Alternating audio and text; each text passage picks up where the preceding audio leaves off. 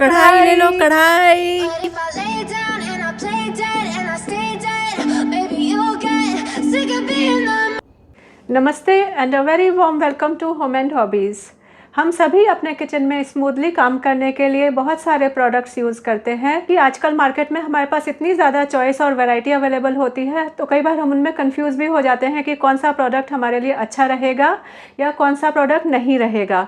और इसीलिए हम कई बार ऐसे प्रोडक्ट्स भी ले लेते हैं जो कि हमारे लिए यूज़फुल नहीं होते या हेल्थ के लिए डेंजरस होते हैं। तो आज के वीडियो में मैं कुछ अपने ऐसे ट्राइड एंड टेस्टेड प्रोडक्ट्स आपके साथ में शेयर करने जा रही हूँ जिनको कि आप अपने किचन में ऐड कर सकते हैं या यूज़ कर सकते हैं। ये मैं प्रोडक्ट्स बहुत टाइम से यूज़ कर रही हूँ, इसीलिए आपके साथ में शेयर कर रही हूँ। और स्पेशली अगर कुछ लोग जो अपना नया किचन स्टार्ट करने वाले हैं या कुछ ऐसा सामान देख रहे हैं, ऐसे ही मैं आपको कुछ किचन का सामान दिखाने जा रही हूँ जो कि हमारा रेगुलर यूज़ होता है, तो आपको ये वीडियो उसमें भी बहुत हेल्प करेगा। Let's play। अमिताभ बच्चन जी की तो बात ही अलग है, उनको तो सही में वो एक लेजेंड है। Alright, so let's start today's video.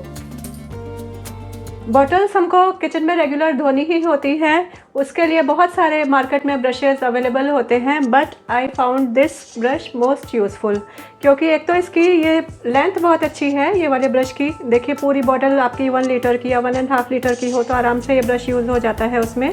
Plus जो इसका ये बैंड है ये हेल्प करता है, बॉटल के हर एक कॉर्नर में पहुंच जाता है, तो आपकी बॉटल बहुत अच्छे से क्लीन होती है।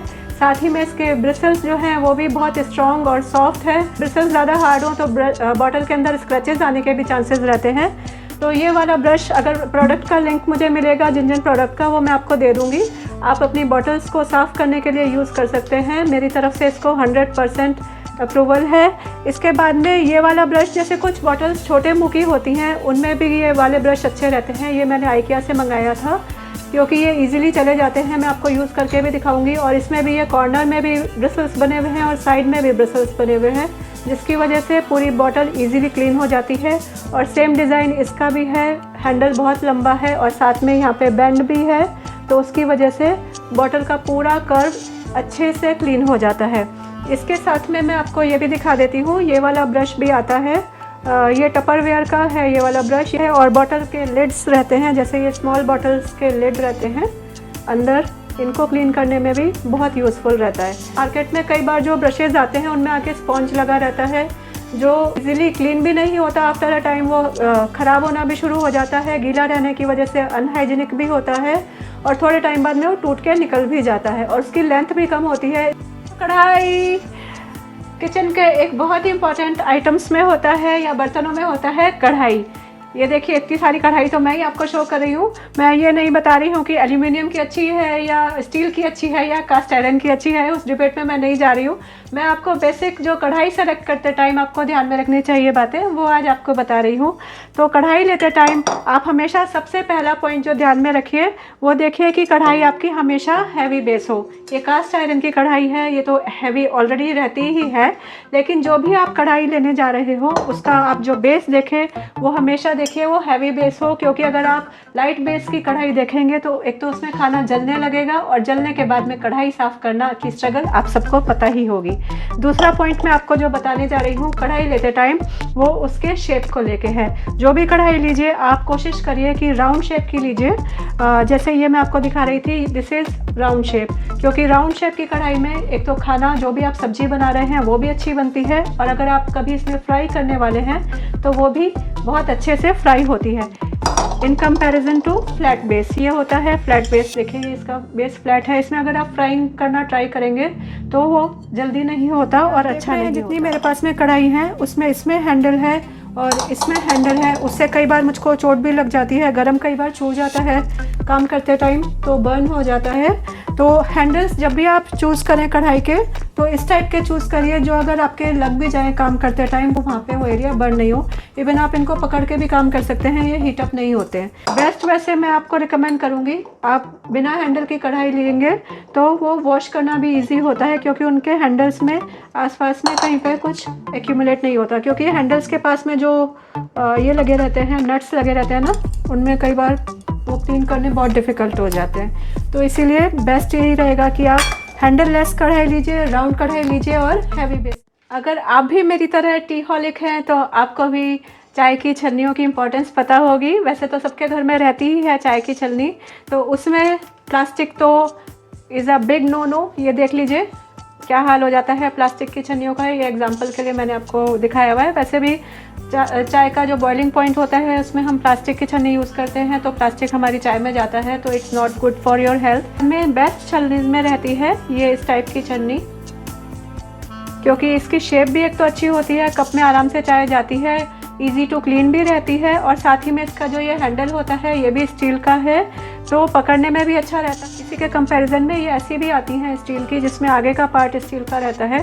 शेप वाइज ये अच्छी है, आराम से इसमें आप चाय छान सकते हैं, लेकिन इसका हैंडल जो है ये प्लास्टिक का है, तो किसी भी गर्म सरफेस से टच होने के बाद में, स्पेशली चाय का जो पतीला या टॉप रहता है उसमें टच होती है तो ये जलना शुरू हो जाती है। देखिए जैसे ये यहाँ पे ये जली हुई आपको दिखाई दे रही है। मैं आपको ये टिप बता रही हूँ, अगर दूध के लिए आप हमेशा सेपरेट छलनी रखिए। दूध जैसे हम मलाई छानते हैं उसके लिए सेपरेट छलनी यूज़ करना इसलिए अच्छा रहता है क्योंकि कभी भी एक तो वो गंदी नहीं होती है, और दूध में आपकी चाय का जो जैसे कई बार रेसिड्यूज़ रह जाते हैं, जैसे यहाँ से साफ़ नहीं होती है, प्रॉपरली क्लीन नहीं हुई है, तो दूध आपका उसकी वजह से ख़राब नहीं। बेस्ट मेरे को ये लगती है, जैसे 1 कप ही आपको चाय बनानी है, तो उसके लिए ये सो क्यूट सी मेरे पास में ये एक छलनी मुझको होम सेंटर से मिली थी। ये ऐसे बाउल के साथ में आई है, और इसमें आप अगर आप 1 कप चाय पीते हैं तो आपके लिए ये बेस्ट इस टाइप की छलनी रहेंगी, वो भी आप ट्राई कर सकते हैं। Alright. अभी खाना बनाने में ऑयल की तो ज़रूरत पड़ती ही है, तो उसमें मैं आपको बताने जा रही हूँ।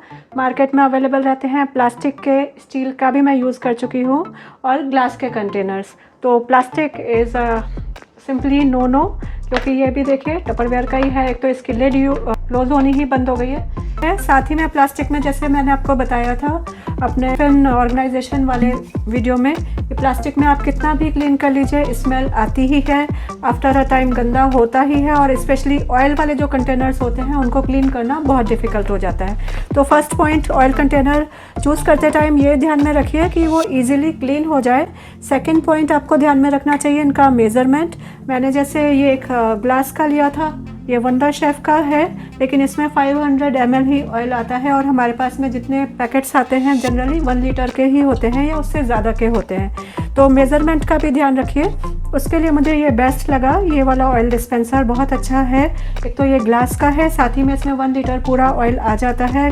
तो 1 लीटर इसमें जैसे ऑयल भर लिया, उसके बाद में डेली यूज़ के लिए हम इस तरह डिस्पेंसर्स यूज़ कर सकते हैं। तो इनमें आप अपने जो ऑयल आपको यूज़ करना है डायरेक्ट अपने यूटेंसिल में पोर कर सकते हैं। लिंक में आपको प्रोडक्ट्स के दे दूंगी, जिन जिन प्रोडक्ट्स के मिल जाएंगे। हमारे किचन के एक और इम्पॉर्टेंट आइटम में होता है मसाला बॉक्स, स्टील, वुडन या प्लास्टिक, सब तरह के मैंने यूज़ करे हैं, और फाइनल मेरा कंक्लूजन निकला है ये वाले मसाला बॉक्स के लिए प्लास्टिक का है।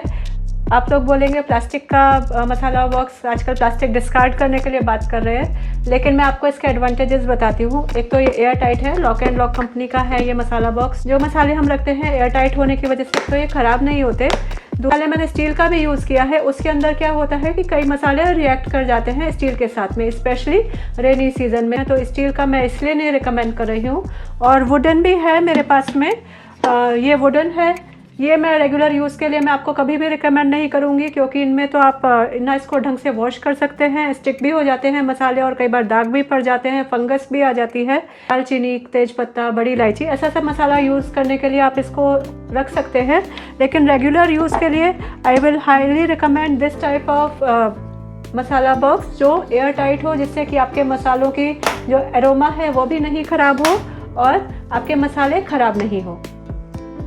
अगला जो हमारे किचन में सबसे ज़्यादा यूज़फुल आइटम होता है वो होता है ये रोलिंग पैन और पिन।